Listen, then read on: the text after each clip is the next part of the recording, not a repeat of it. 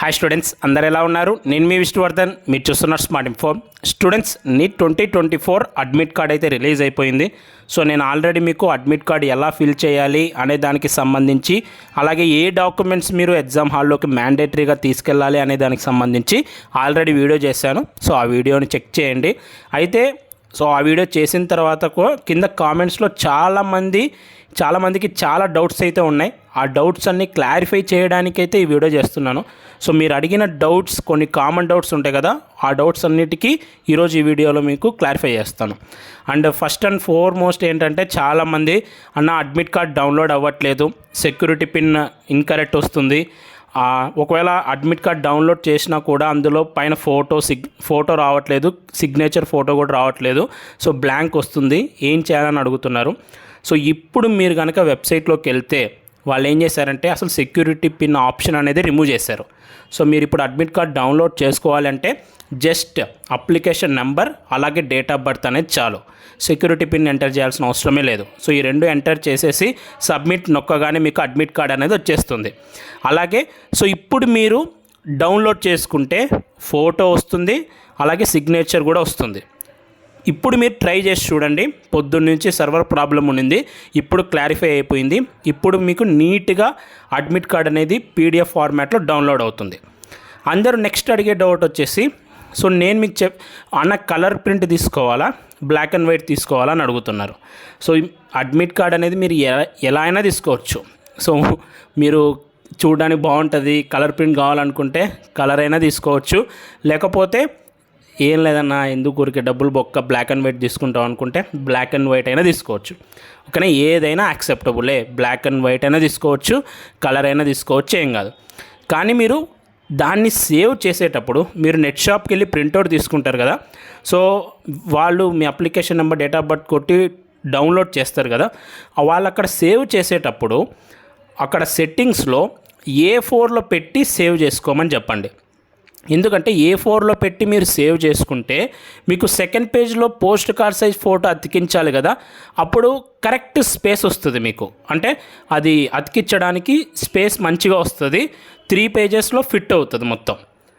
ఓకేనా, A4 సైజులో save చేయండి. అలాగే ప్రింట్ చేసేటప్పుడు కూడా A4లో ప్రింట్ చేయించండి. సేవ్ చేసుకోవడం A4లోనే సేవ్ చేసుకోవాలి, ప్రింట్ చేయించేటప్పుడు కూడా A4లోనే ప్రింట్ చేయించుకోవాలి. అప్పుడు మీకు కరెక్ట్ ఫార్మాట్లో వస్తుంది. సో మీరు ఏదైనా బ్లాక్ అండ్ వైట్ అయినా, కలర్ అయినా, ఏదైనా తీసుకెళ్ళచ్చు.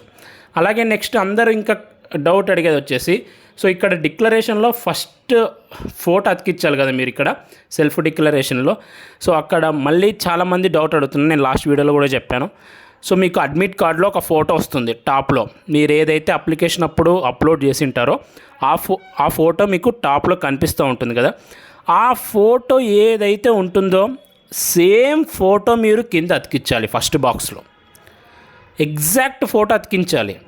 అలాగే సెకండ్ పేజ్లో పోస్ట్ కార్డ్ సైజ్ ఉంటుంది కదా, అదే ఫోటోనే పెద్దగా, అంటే 4 ఇంచెస్ ఇంటూ 6 ఇంచెస్ పెద్దగా చేసి అదే ఫోటోనే పోస్ట్ కార్డ్ సైజు కూడా అతికించాలి.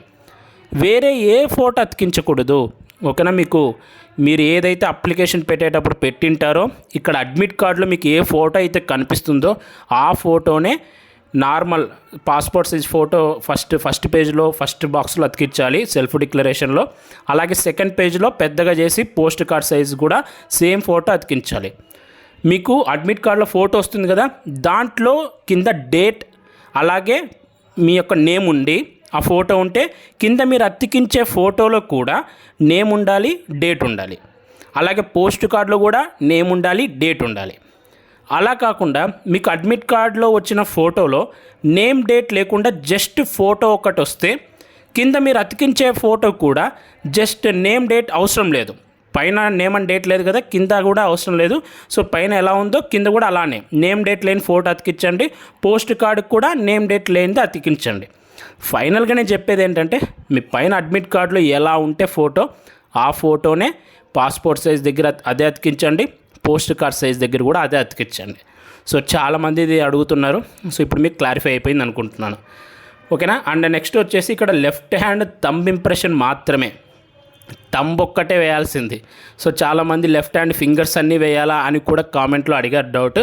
సో అన్ని ఫింగర్స్ అవసరం లేదు, జస్ట్ థంబ్ మాత్రమే చాలు. ఓకేనా, లెఫ్ట్ హ్యాండ్ థంబ్ ఇంప్రెషన్ మాత్రమే చాలు. అలాగే నెక్స్ట్ ఈ సెకండ్ పేజ్లో పోస్ట్ కార్డ్ సైజ్కి సంబంధించి మీరు ఫస్ట్ ఫోటో అతికించండి.